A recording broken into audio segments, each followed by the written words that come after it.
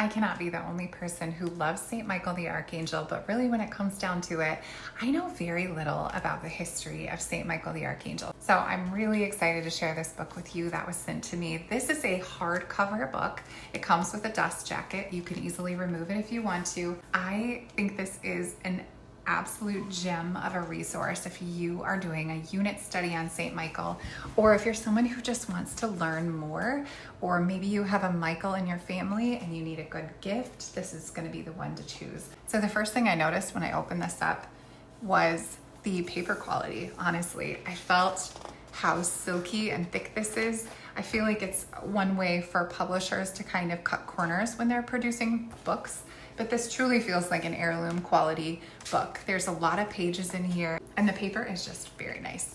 So this book is broken down into 3 parts. Part 1 is the history of St. Michael the Archangel. You have these beautiful, vibrant illustrations throughout each page. The colors are super bright. It's written in a way that's very easy to comprehend, and it's perfect for children, but it's also really educational for adults as well. There's so much in here that I personally have never thought of or never even learned. So we talk about sort of the beginning of time, the beginning of the creation of the angels, and then the battle between Lucifer and St. Michael. And I love just the historical aspect of things. These are just such captivating pages too. You can see just how nice each of these pages are laid out. Then you go into part 2, and this is the section that talks about like the impact of St. Michael on saints and the church. So it goes through and kind of talks about the ways that St. Michael helps our church, and St. Michael has helped saints in the past too. And this should be obvious to me, but for some reason I never thought about the way that St. Michael impacted St. Patrick, for example, or Pope St. Gregory the Great.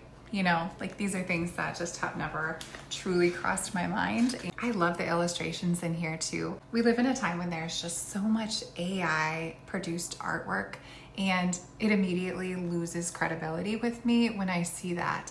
So to see artwork that was actually created by a human is just really refreshing. Then we get to part 3 of this book, and this is where we talk about how St. Michael impacts us today and how he's going to be our guardian until the end of time. So I love that it talks about ways that you can celebrate St. Michael and different pilgrimage sites that you could go to, or holy places to honor St. Michael. You can obviously pray to St. Michael even if you can't visit these sites. So I love that. And then you also have who St. Michael is the patron saint of, and that he is going to lead us to the light.